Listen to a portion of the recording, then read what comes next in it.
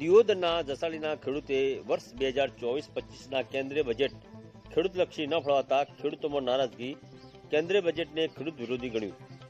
તારીખ 23/7/2024ના મંગળવારે સાંજે 5 કલાકે મળતી માહિતી મુજબ દિયોદર તાલુકાના જસાલી ગામના ખેડૂત આગેવાન કેન્દ્રીય બજેટને ખેડૂતલક્ષી ન હોવાના કારણે અને ખેડૂતો માટે બજેટમાં ખેડૂતોની દેવા માફી, MSP જેવી માંગો ન સંતોષતા બજેટને ખેડૂત વિરોધી દર્શાવી ખેડૂતોના હિતો ઉપયોગી બજેટ પસાર કરવામાં આવ્યું હોત તો કરોડો ખેડૂતોને અને ખેતી આધારિત લોકોને ફાયદો થઈ શકત અને લાભ મળી શકત। એ માટે ખેડૂત આગેવાન અમરાભાઈ ચૌધરી આપી માહિતી। જય જવાન જય કિસાન। હું ખેડૂત આગેવાન અમરાભાઈ ચૌધરી।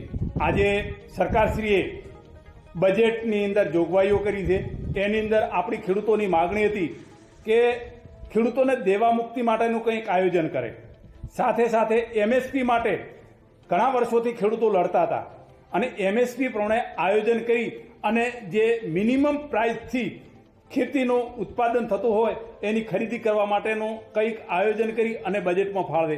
આવી ઘણી બધી ખેડૂતોની માગણી હતી। ખેડૂત સાથે સંકળાયેલા લોકોની પણ માગણી હતી કે શિક્ષણ માટેની માગણી। આ બધી ઘણી બધી માગણીઓની અંદર સરકારશ્રીએ જે બજેટની અંદર ફાળવેલું છે એ ફક્ત ને ફક્ત 3% જ ફાળવેલું છે અને અમારી ખેડૂતોની અને ખેડૂતો સાથે સંકળાયેલા લોકોની માગણી હતી કે 50% બજેટ આ ખેડૂતો સાથે સંકળાયેલા લોકો સાથે ફાળવવામાં આવે તો ખેડૂત નભી શકે।